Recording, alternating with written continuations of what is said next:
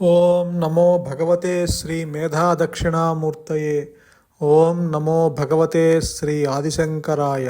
ఓం నమో భగవతే శ్రీ రమణాయ. శ్రీ గురుభ్యో నమః. కఠోపనిషత్తులో యమధర్మరాజు నచికేతుడితో ఈ విధంగా చెప్తాడు. ఆత్మజ్ఞానం గురించి తెలుసుకోవటం వినటం అందరికీ సాధ్యం కాదు. దాని గురించి విన్నవారు కూడా పూర్తిగా ఆ జ్ఞానాన్ని గ్రహించలేరు. అంత గొప్పదైన ఆత్మజ్ఞానాన్ని ఉపదేశించే గురువు దొరకటం అద్భుతమే. ఎన్ని రకాలుగా ఆలోచించినా అది ఒక గురువు ద్వారా మాత్రమే తెలుసుకోతగింది. ఎందుకంటే ఆత్మజ్ఞానం అణువు కన్నా సూక్ష్మతరమైనది, ఎలాంటి తర్కానికి లొంగనిది. ఒక గురువు ద్వారా మాత్రమే తెలుసుకోదగింది అంటే ఇక్కడ అర్థము, గురువు అంటే నీ భౌతికమైన గురువు కాదు. ఇక్కడ నీ ఆత్మే నీ గురువు. ఆ ఆత్మ అనుగ్రహం చేత తనకు తానుగా ప్రకటించినప్పుడే మాత్రమే ఈ అజ్ఞానము తొలుగుతుంది. కానీ అది శాస్త్రజ్ఞానం వల్లనో లేకపోతే ఆలోచన వల్లనో లేకపోతే ఎటువంటి తర్కానికో లొంగనిది అంటున్నారు. ఆత్మజ్ఞానం కేవలం తర్కాలు చర్చల వల్ల లభించేది కాదు.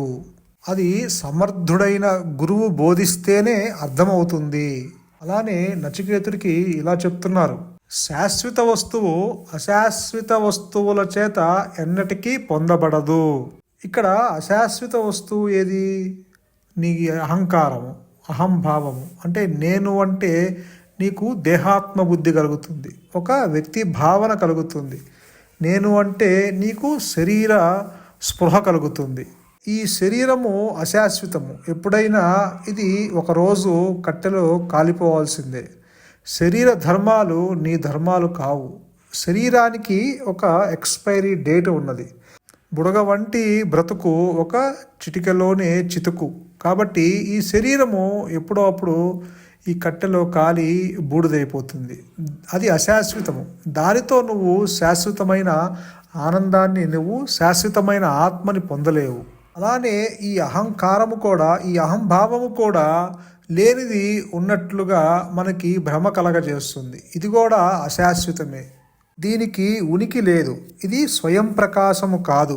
ఇది ఒక దాని మీద ఆధారపడి ఉన్నది. ఒక దాని మీద ఆధారపడిన వస్తువు ఏదైనా సరే అది అశాశ్వతము, అనిత్యము. కాబట్టి ఈ అహంకారంతో కానీ, ఈ మనస్సుతో కానీ, ఈ ఇంద్రియాలతో కానీ, ఈ శరీరంతో కానీ శాశ్వతమైన ఆనందాన్ని, అంటే శాశ్వతమైన వస్తువు ఏదైతే ఉన్నదో ఆత్మ, దాన్ని ఎప్పటికీ పొందలేడు. ఈ ఆత్మజ్ఞానం అనేది ద్వారం తెరిచిన ఇల్లు లాంటిదే అని ఇక్కడ చెప్తున్నారు. అంటే ఇక్కడ ద్వారము మూయలేదు, తెరిచే ఉన్నది. అంటే ఆ జ్ఞానము ఆల్రెడీ సిద్ధించి ఉన్నది. కొత్తగా నువ్వు తలుపు తెరిచి తెలుసుకునేది కాదు. అంటే ద్వారాలు తెరిచి లోపలికి వెళ్ళేది కాదు. ఆల్రెడీ ద్వారము తెరిచే ఉన్నది, అది పొందే ఉన్నది, అది నీవై ఉన్నావు అని చెప్తున్నారు ఇక్కడ. నువ్వు ద్వారము బయట చూస్తున్నావు అంటే నీ మనస్సు ఎప్పుడు బహిర్గతం అవుతూ ఉన్నది. ఈ మనస్సు పరిమితమైన జ్ఞానము, ఇది లిమిటెడ్ నాలెడ్జ్తో కూడి ఉన్నది నీ మనస్సు. ఆత్మ పూర్ణ జ్ఞానము, అది ఎక్స్పాండెడ్ కాన్షియస్తో నిండి ఉన్నది. ఈ లిమిటెడ్ నాలెడ్జ్తో నువ్వు దాన్ని తెలుసుకోలేవు. నువ్వు ఈ లిమిటెడ్ నాలెడ్జ్తో నువ్వు బయట ఉన్న విషయాన్ని తెలుసుకుంటున్నావు. అంటే నువ్వు ప్రపంచంతో సంబంధం పెట్టుకుంటున్నావు, ప్రపంచంలో ఉన్న వస్తువులతో సంబంధం పెట్టుకుంటున్నావు. అలాగే నీ ఇతర దేహాలతో నువ్వు సంబంధం పెట్టుకుంటున్నావు. అంటే ప్రపంచము సత్యమని, ప్రపంచంలో ఉన్న వస్తువులు కూడా సత్యమని నీవు భావిస్తున్నావు కనుక వాటితో నీవు తాదాప్యము చెందుతున్నావు. అలానే నీవు దేహము అనుకుంటున్నావు కనుక నీకు ఇతరులు ఉన్నారని, అంటే ఇతర దేహాలు కూడా ఉన్నాయని, వాళ్ళల్లో మళ్ళీ స్త్రీలింగము పురుషలింగము అని ఇలా లింగ భేదాన్ని చూస్తున్నావు. అంటే ఎంతసేపు నీ మనస్సు బహిర్గతమయ్యి అన్ని విషయాల్ని సేకరించి నువ్వు రిజిస్టర్ చేసుకుంటున్నావు. నీ మనస్సు ఎప్పుడు గుమ్మము బయట, అంటే ఆ ద్వారము బయట ఉన్నవి తెలుసుకుంటున్నావు. కానీ నీ ద్వారం లోపల ఉన్న, అంటే నీ హృదయంలో ఉన్న సద్వస్తువు ఏదైతే ఉన్నదో అది నీ స్వరూపంగా ఉన్నది అన్న నీ విచారణ చెయ్యక నీ మనస్సు ఎప్పుడు బహిర్గతం అవటం వల్ల అదే సత్యం అనుకుంటున్నావు. ఎప్పుడైతే నీవు అంతర్ముఖమయ్యి ఆ ద్వారం లోపలికి నీ మనస్సుని గనక జొప్పించితే, నీవు గనక అంతర్ముఖం అయితే, లోపలికి ప్రయాణం చేయగలిగితే, అక్కడ పరిపూర్ణమైన జ్ఞానము, ఆ ఎక్స్పాండెడ్ కాన్షియస్, అది అనుగ్రహం చేత తనకు తానుగా ప్రకటిస్తున్న స్థితి నీ స్వరూపంగా అది గ్రహించేటట్లు నిలిచేటట్లు ఉన్న స్థితి ఏర్పడుతుంది. అందుకే ఇక్కడ చెప్తున్నారు, నీకు ఆత్మజ్ఞానం అనేది ద్వారం తెరిచిన ఇల్లు లాంటిదే అని. నీ లోపల ఉన్న ఆ హృదయంలో ఇల్లు ఉంది. ఆ ఇంట్లో ఆ ఆత్మ స్థిరమై ఉన్నది. అలాగే ద్వారములు కూడా తెరిచియే ఉన్నవి. కానీ నీ మనస్సు ఎప్పుడు, నీ ఆలోచనలు ఎప్పుడు బహిర్గతం అవుతున్నాయి. అంటే బాహ్యంలో ఉన్నవి తెలుసుకుంటున్నావు కానీ, బయట ఉన్న విషయాల్ని తెలుసుకుంటున్నావు కానీ, నువ్వు ఎప్పుడు అంతర్ముఖమయ్యి ఆలోచనలు లేని స్థితిని అలవాటు చేసుకోలేక, ఆ లోపల ఉన్న ఆ హృదయంలో ఉన్న ఆ జ్ఞానాన్ని నీవు అంతర్ముఖమయ్యి దాన్ని నీవు పొందలేకపోతున్నావు. అందుకని ఆత్మ నీకు విడిగా ఉందని భావిస్తున్నావు. అలాగే ఈ ఆత్మ గురించి చెప్తూ, ఆత్మ అనేది పుట్టదు, అలాగే మరణించదు, దేని నుంచి అది పరిణమించదు, అలాగే దాని నుంచి ఏది పరిణామం పొందలేదు. శరీరము నశించినప్పటికీ జన్మరహితమైనది, శాశ్వతమైనది, నాశనం లేనిది, సనాతనమైనది అయిన ఆత్మ ఎప్పుడూ నశించదు. కాబట్టి నీ హృదయంలో ఏదైతే ఆ జ్ఞానము, ఆ పరిపూర్ణమైన ఆ ఆనందము, ఆ పరిపూర్ణమైన ఆత్మ ఏదైతే ఉన్నదో, అంటే అది నీ స్వరూపంగా ఉన్నదో, అది ఎప్పుడూ పుట్టలేదు, అది ఎప్పుడూ మరణించలేదు. దానికి జనన మరణాలు లేవు. జనన మరణాలు ఈ దేహానికే కానీ ఆత్మకి కాదు. అలాగే గురువుగారు కూడా చెప్తున్నారు, ఆత్మ నుంచి ఏది పుట్టనే లేదు, ఏది బయటికి రాలేదు. అంటే ఈ జీవ జగత్ ఈశ్వరులు ఆత్మ నుంచి రాలేదు. ఆత్మ పూర్ణంగా ఉంది.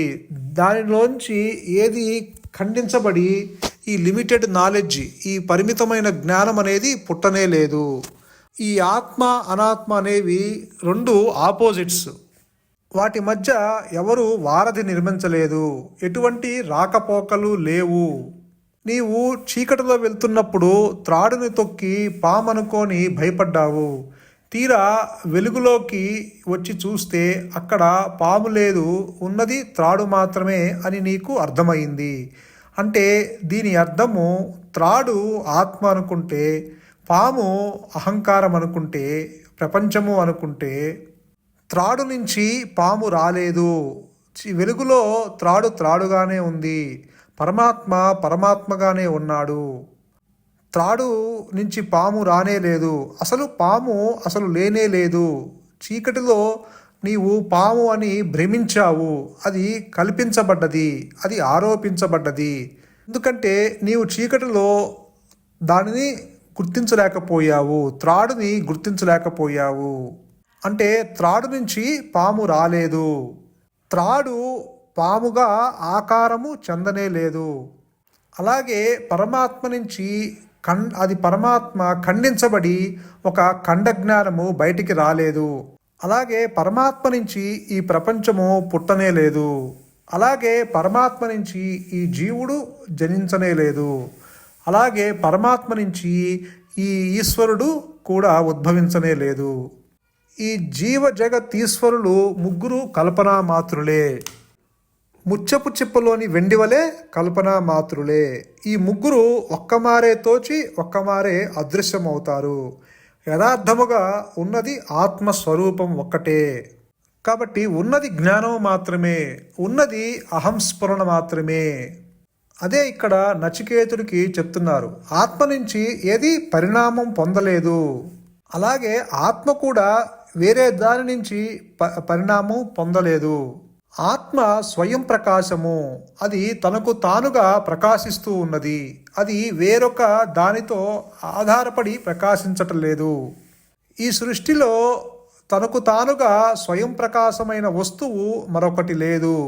కేవలము ఆత్మ మాత్రమే స్వయం ప్రకాశమై ఉన్నది. ఒక వెలుగుతున్న దీపాన్ని తెలుసుకున్నటకు మరి ఒక వెలుగుతున్న దీపము అవసరం లేదు. అలాగే ఆత్మజ్ఞానాన్ని తెలుసుకుంటనకు మరొక జ్ఞానము అవసరం లేదు. అసలు మరొక జ్ఞానము లేనే లేదు. ఉన్నది పరిపూర్ణమైన జ్ఞానమే కానీ ఈ విషయ జ్ఞానము అసలు జనించనే లేదు. అందుకే శంకరులు కానీ గురువుగారు కానీ చెప్పేది ఏంటంటే అహంకారము ఆది నుంచి తృణీకరించబడ్డది. అసలు అహంకారము పుట్టనే లేదు. అలాగే భగవాన్ రమణులు కూడా ఏమంటారంటే అహంకారం అంటూ ఏమీ లేదు. అది ఉన్నట్లయితే రెండు నేనులు ఉన్నాయని ఒప్పుకోవాల్సి వస్తుంది. అహంకారం లేకుండా అవిద్య ఎట్లా ఉండగలదు? అసలు ఎక్కడా లేని అవిద్య గురించి నీవు ఆలోచిస్తే అది లేనట్టే తెలుస్తుంది. అది మాయమైపోయిందని నీవే అంటావు. ఈ అవిద్య అహంకారానికి సంబంధించినది. అహంకారం గురించి తలుచుకుంటూ ఎందుకు బాధపడతావు? ఇంతకు అవిద్య అంటే ఏమిటి? అవిద్య అంటే లేనిదనమాట. అయినా ప్రాపంచిక జీవితం కోసము అవిద్య అంటూ ఒకటి ఉందని ప్రతిపాదించవలసి వస్తుంది. అవిద్య కేవలం మన అజ్ఞానమే తప్ప ఇంకేమీ కాదు. అంటే ఆత్మ గురించిన మరుపు అజ్ఞానం అన్నమాట. సూర్యుడు ఉన్నప్పుడు చీకటి ఉండగలదా? అట్లాగే స్వయం ప్రకాశమైన ఆత్మ సమక్షంలో అవిద్య ఉండగలదా? నువ్వు ఆత్మవేనని తెలుసుకుంటే ఇక అంధకారం కానీ అవిద్య కానీ శోకం కానీ ఉండనే ఉండవు. దుఃఖాన్ని బాధని అనుభవించేది మనస్సే. అంధకారం రాను రాదు, పోను పోదు. సూర్యుని చూడు, అంధకారము అసలు లేనే లేదు. అట్లాగే ఆత్మని గమనించు, అప్పుడు అవిద్య అంటూ ఏమీ లేదని తెలుస్తుంది. కాబట్టి భగవాన్ రమణులు కూడా ఏం చెప్తున్నారంటే అసలు అహంకారము అసలు జనించనే లేదు. అందుకే అంటారు, విచారణ చేయమంటున్నారు భగవాన్. అది ఉద్భవించిందేమో గమనించు. ఇంకొక కోణం నుంచి చూస్తే అసత్యమంటూ ఏమీ లేదు. ఉండేదల్లా ఆత్మ ఒక్కటే. ఈ ప్రపంచము సత్యము అని నీవు అనుకుంటానికి కారణం కూడా గ్రహించటానికి మూల కారణం అహంకారము అని చెప్తున్నారు. దాని మూలమేదో కనుక్కోవటానికి ప్రయత్నిస్తే అది లేదని, నువ్వు చూసే ఈ సృష్టి కూడా లేదని తెలుస్తుంది. కాబట్టి శంకరులైన గురువుగారైన రమణులైన ఎవరు చెప్పినా ఈ అహంకారం అసలు లేనే లేదు. జీవ జగత్ ఈశ్వరులు కూడా నీ భావనలే, నీ ఆలోచనలే. ఆత్మలో అసలు సృష్టే లేదు అని నొక్కి ఒక్కాణించి చెప్తున్నారు మన గురువుగారు కూడా. ఈ కఠోపనిషత్తులో కూడా యమధర్మరాజు నచికేతుడికి కూడా అదే చెప్తున్నాడు. ఆత్మ నుంచి అసలు ఏది పరిణామం పొందలేదు. ఆత్మ ఖండించబడి జీవ జగత్ ఈశ్వరులు అవ్వలేదు. అలానే ఇక్కడ ఆత్మ గురించి చెప్తూ సూక్ష్మాతి సూక్ష్మమైన ఆత్మ అణువు కంటే చిన్నది, అలాగే బ్రహ్మాండం కంటే ఘనమైనది అయిన ఆత్మ ప్రాణుల హృదయాలలోనే ఉన్నది. అంటే నీ హృదయంలోనే అది ఆ జ్ఞానము తిష్ట వేసుకొని ఉన్నది. నీవు బయటకి వెతకాల్సిన అవసరం లేదు. నీవు అంతర్ముఖమైతే సరిపోతుంది. అంటే ఇక్కడ మళ్ళీ ఏం చెప్తున్నారంటే కామరహితుడు శోకరహితుడైన జ్ఞాని ఇంద్రియాల యొక్క మనస్సు యొక్క పవిత్రత ద్వారా ఆత్మ మహిమను సాక్షాత్కరించుకుంటాడు అని చెప్తున్నారు. మనస్సు పవిత్రము అవటము అంటే ఇక్కడ మనస్సు ఎటువంటి ఆలోచనలు లేకుండా నిశ్చల స్థితిలో ఉండటము. ఆలోచనలు లేని మనస్సే ఆత్మ అంటారు. కాబట్టి ఒక క్రిస్టల్ క్లియర్గా ఉన్న ఒక నీటిలో ఎటువంటి తరంగాలు లేకుండా గనక నీవు ఆ నీటిలో తొంగి చూస్తే అక్కడ నీ ప్రతిబింబమే చాలా క్లియర్గా కనిపిస్తుంది. అలా కాక అందుట్లో ఒక చిన్న గులకరాయి వేస్తే అక్కడ తరంగాలు ఏర్పడి నీ ప్రతిబింబము కనిపించక ఆ తరంగాలు అడ్డుగా ఉంటాయి. అలాగే నీవు కూడా ఆలోచనలు అనే తరంగాలు లేక నీవు ఎప్పుడైతే ఆ నీటిలో తొంగి చూడటము అంటే నీ లోపలికి నువ్వు అంతర్ముఖం అయినప్పుడు తరంగాలు లేకుండా నీరు ఎలా అయితే క్రిస్టల్ క్లియర్గా ఉండి నీ ప్రతిబింబము నీ స్వరూపంగా అక్కడ దర్శనమయ్యిందో, అలాగే నీవు ఎప్పుడైతే అంతర్ముఖమయ్యి ఆలోచనలు లేని స్థితిలో నీవు గనక ఉన్నట్లయితే, అంటే విషయ చింతన తల ఎత్తకుండా నీవు ఉన్నట్లయితే, అంటే ఇప్పుడు తెలుసుకునే ఏ మనస్సు అయితే ఉన్నదో అది దేనిని తెలుసుకోకుండా, దేనిని గుర్తించకుండా క్రిస్టల్ క్లియర్గా ఉన్నట్లయితే, అంటే అంత పవిత్రంగా, అంత ప్రశాంతంగా, అంత నిర్మలంగా, అంత కోమలంగా నీ మనస్సు గనక ఉన్నట్లయితే, అక్కడ ఆ జ్ఞానము యొక్క అనుగ్రహంతో నీవు ఎలా అయితే నీ ప్రతిబింబాన్ని ఆ నీటిలో నీకు దర్శనమైందో, అలాగే నీ స్వరూపము ఆత్మ అనుగ్రహం చేత అక్కడ తనకు తానుగా నీ స్వరూపంగా అక్కడ సాక్షాత్కరింపబడుతుంది. కాబట్టి నీ స్వరూపము నీ హృదయంలోనే ఉన్నది, అది బయట ఎక్కడా లేదు. అలాగే ఆ అనుగ్రహము కూడా నీ హృదయంలోనే ఉన్నది, బయట నుంచి ఆ అనుగ్రహము రాదు. ఎందుకంటే ఆత్మ నీ స్వరూపంగా ఉన్నది, అది నీకు విడిగా లేదు, అందుకని అది బయట నుంచి రాదు. బయట నుంచి వచ్చిన ఏ అనుగ్రహమైనా అది తాత్కాలికమే.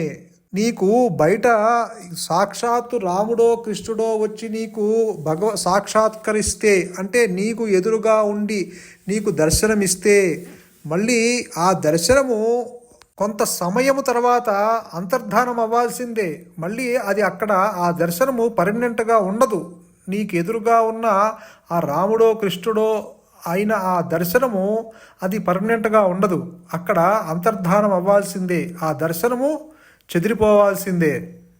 నీకు విడిగా దర్శనము శాశ్వతంగా ఏదీ ఉండదు.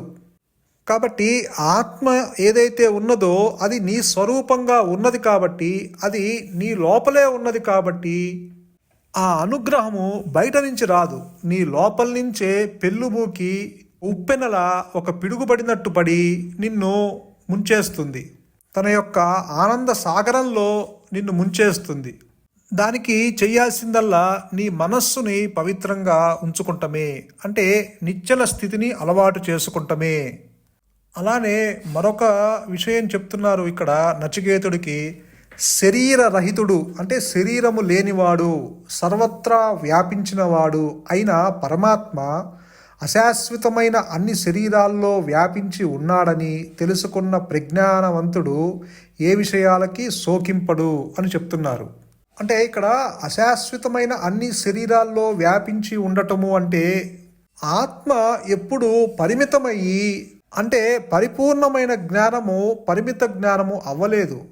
ఒక శాశ్వతమైన సద్వస్తువు ఒక అశాశ్వతమైన దేహంలో ఉండటము అంటే అప్పుడు వాడు పరిమితమై ఉన్నట్లే, ఆత్మ అక్కడ పరిమితమై ఉన్నట్లే. కానీ ఆత్మ పరిమితం కాదు, అపరిమితం.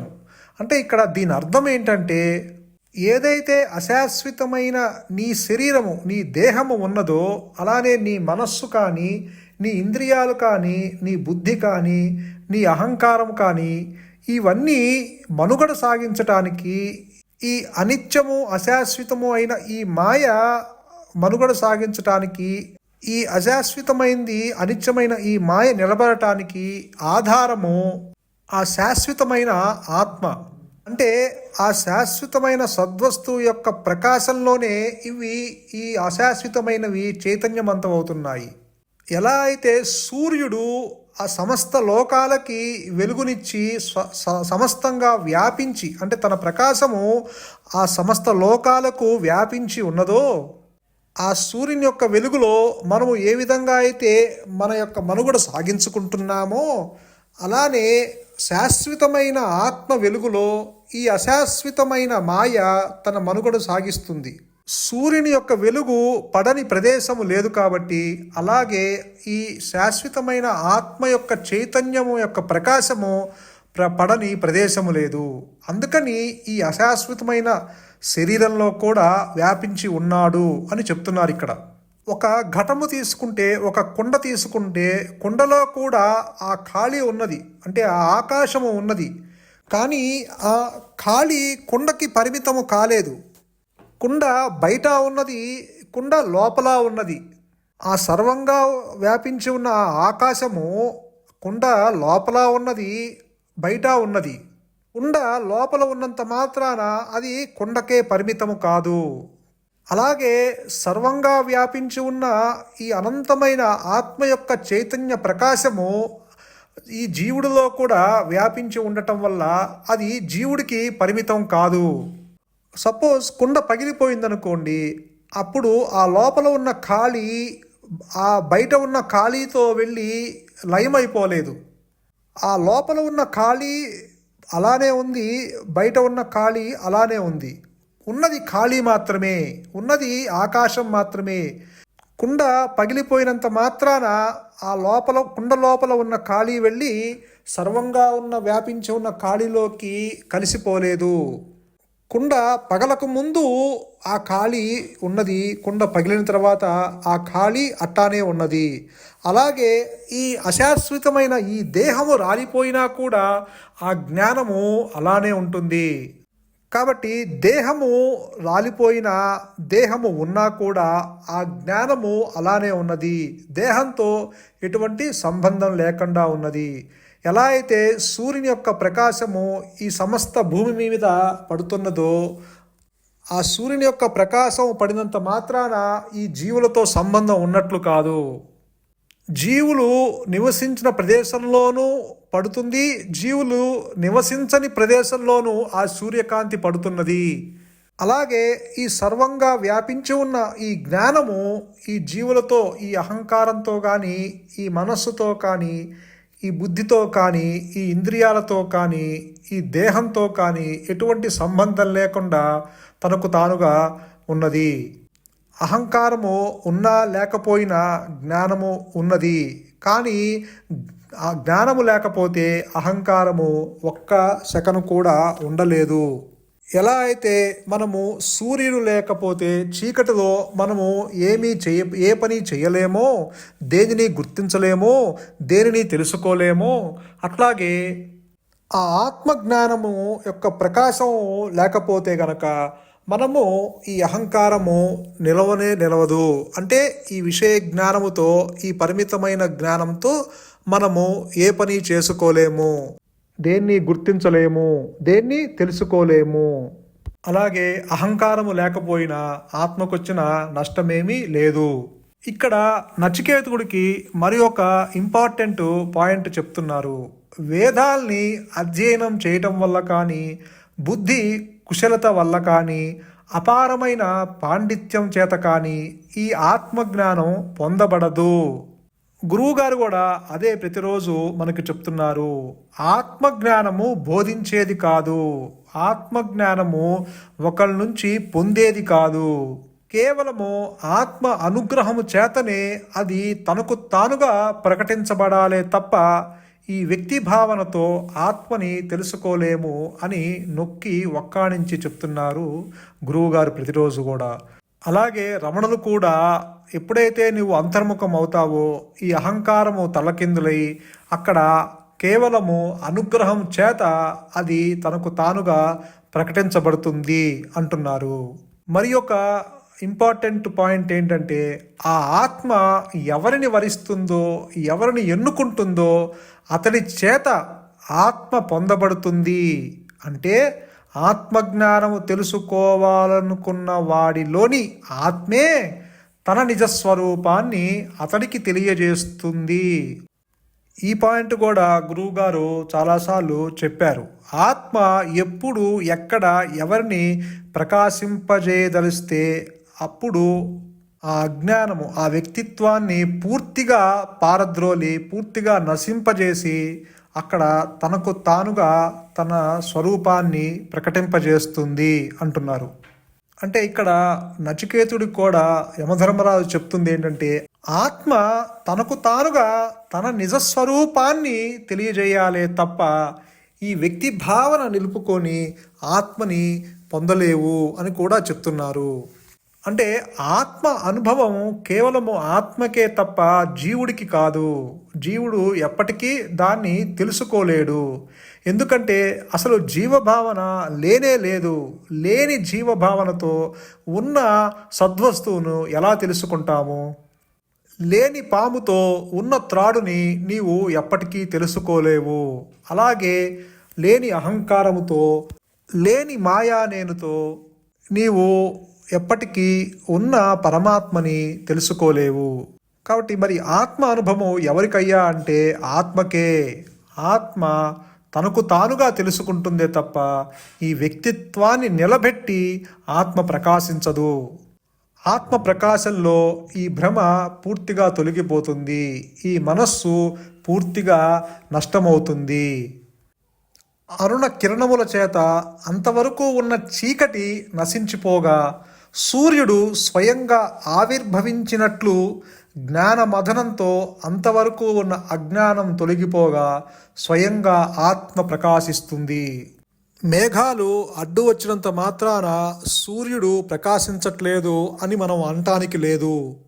మేఘాలు సూర్యప్రకాశానికి అడ్డుగా లేవు. మేఘాలు ఉన్నా లేకపోయినా సూర్యుడు ఎప్పుడూ ప్రకాశిస్తూనే ఉన్నాడు. అంటే ఎప్పుడైతే అజ్ఞానమనే మేఘాలని జ్ఞాన పవనాలు వీచటం ద్వారా ఆ అజ్ఞానమనే మేఘాలు తొలగిపోయాయో అక్కడ జ్ఞాన భాస్కరుడు తనకు తానుగా స్వయంగా ప్రకాశిస్తున్న స్థితి ఏర్పడుతుంది. కాబట్టి నీకు తెలిసినా తెలియకపోయినా నీవు ఆత్మవే, నీవు జ్ఞాన భాస్కరుడివి, నీవు ఎప్పుడూ ప్రకాశిస్తూనే ఉన్నావు. నీ ప్రకాశానికి ఏది అడ్డుగా లేదు. ఇప్పుడు కూడా ఈ క్షణం కూడా నీవు అదే ఉన్నావు. నీ ప్రకాశానికి మేఘాలు అడ్డు అనుకోవాల్సిన అవసరము లేదు. అది కేవలము నీ ఆలోచనలు మాత్రమే, అది కేవలం నీ భావన మాత్రమే. ఈ ఆలోచనలు కూడా పుట్టి నశిస్తూ ఉండేవి. నువ్వు వాటి గురించి దిగులు చెందాల్సిన అవసరమే లేదు. నువ్వు వాటి గురించి భయపడాల్సిన అవసరమే లేదు. నువ్వు జ్ఞానభాస్కరుడివి. నీవు స్వయంగా ప్రకాశిస్తూ ఉన్నావు. నీవు సాక్షాత్ ఆత్మస్వరూపుడివి. నీవు సచ్చిత్ ఆనంద స్వరూపుడివి. నీవు పరిపూర్ణమైన జ్ఞానము కలవాడివి. నీవు అన్యత్వం లేనివాడివి. నీవు ఆలోచనలు లేనివాడివి. నీవు సుఖస్వరూపుడివి. నీవు ఆనంద స్వరూపుడివి. కాబట్టి నాకు ఎప్పుడు ఆత్మ సాక్షాత్కారము కలుగుతుందో అన్న భావన కూడా వదిలేసేయాలి. ఇప్పుడు కూడా నీవుగానే ఉన్నావు. అందులో ఎటువంటి సందేహము పడవలసిన అవసరమే లేదు. నిజానికి పాము లేదు, ఉన్నది త్రాడు మాత్రమే, ఉన్నది పరమాత్మ మాత్రమే. అజ్ఞానము అసలు జనించనే లేదు. నీవు అజ్ఞానం గురించి కానీ అహంకారం గురించి కానీ దిగులు చెందాల్సిన అవసరమే లేదు. దాని గురించి ఆలోచించాల్సిన అవసరమే లేదు. అందుకే రమణులు ఊరక ఉండటమే ఉత్తమము అన్నారు. కాబట్టి నీవు దిగులు చెందాల్సిన అవసరమే లేదు. The self that does everything. ఆత్మజ్ఞానము చాలా ఘనాతి ఘనమైనది, చాలా పటిష్టమైనది. దాని ముందు జీవ జగత్ ఈశ్వరులు నిలవలేరు. ఆత్మజ్ఞానములో అసలు అజ్ఞానమే లేనే లేదు. ఇప్పుడు కూడా అనుగ్రహము నీపై కురిపిస్తూ ఉన్నది. నిజానికి అనుగ్రహమే నీవై ఉన్నావు. కాబట్టి నీవు దేని గురించి దిగులు చెందక, దేని గురించి ఆలోచించక, దేని గురించి పశ్చాత్తాపపడక, దేని గురించి ఆవేశము చెందక, దేని గురించి నీవు ఏడవక, దేని గురించి నీవు చింతన పడక, ఎప్పుడైతే నీ మనస్సుని బాహ్యం వైపు నుంచి అంతర్ముఖం వైపుకి తిప్పి నీ మనస్సుకి నిశ్చల స్థితిని అలవాటు చేసి వైరాగ్యముతో, ఇంద్రియ నిగ్రహంతో, అన్నిటిలోనూ దోషదర్శనం చేస్తూ వివేక విచక్షణముతో, బుద్ధి సూక్ష్మతతో బాహ్య చింతన విడనాడి సమస్త దృశ్య ప్రపంచము అశాశ్వతమని, అనిత్యమని నిత్యము భావిస్తూ ప్రొద్దున లేచిన దగ్గర నుంచి రాత్రి పడుకునే వరకు ఇదంతా అసత్యమని భావిస్తూ విషయ జ్ఞానాన్ని విడనాడుతూ విషయాల జోలికి వెళ్లకుండా ప్రపంచ విషయములందు మనస్సును ఎక్కువగా ప్రసరింపజేయక, వీలైనంత వరకు ఇతరుల వ్యవహారంలో ప్రవేశింపజేయక, వీలైనంత వరకు మనసును అనుకూతో ప్రవర్తిస్తూ వీలైనంత వరకు తలంపుల జోలికి వెళ్లకుండా అనన్య చిత్తంతో, నిశ్చలమైన ఆత్మస్థితిలో, నిశ్చలమైన మనస్సుతో, ఏ విషయాల్ని గుర్తించకుండా, ఏ విషయాల్ని తెలుసుకోకుండా నీవు గనక నిలబడితే, the self that does everything, అక్కడ ఆత్మ అనుగ్రహంతో, ఆ మౌనం యొక్క అనుగ్రహంతో, ఆ పరిపూర్ణమైన జ్ఞానం యొక్క అనుగ్రహంతో, స్వయం ప్రకాశమైన ఆ జ్ఞానము తక్షణమే తనకు తానుగా నీ స్వరూపంగా అక్కడ ప్రకటించబడుతుంది. పరమాత్మయందు జ్ఞాత, జ్ఞానము, జ్ఞేయము అనే భేదాలు లేవు కనుక, చిదానంద స్వరూపము గనక అది స్వయంగానే ఆత్మ అక్కడ తక్షణమే ప్రకాశిస్తుంది, నీ స్వరూపంగా ప్రకటించబడుతుంది. అంతకుముందు ఉన్న ఆ సద్వస్తువే నీ స్వరూపంగా అక్కడ ప్రకటించబడుతుంది. కాబట్టి ఇక్కడ నీవు కొత్తగా పొందిందేమీ లేదు, కొత్తగా సాధించిందేమీ లేదు, కొత్తగా వచ్చి పడిందేమీ లేదు. ఉన్న సత్యము, ఉన్న ఆత్మ, ఉన్న జ్ఞానము, ఉన్న సద్వస్తువు, ఉన్న మౌనము, ఉన్న గురువు ఉన్నట్లుగా తనకు తానుగా అక్కడ వ్యక్తమైంది, నీ స్వరూపంగా వ్యక్తమైంది. నీ స్వరూపము అంటే ఒక వ్యక్తిగా స్వరూపమై కాదు, ఆత్మస్వరూపంగా. ఆత్మ అనుభవం కేవలము ఆత్మకే కాబట్టి అక్కడ ఆత్మ తనకు తానుగా ప్రకటించబడింది. అంతే. సంతోషం. మౌనమే నీ సహజత్వం, మౌనమే శరణ్యం. ధన్యోస్మి.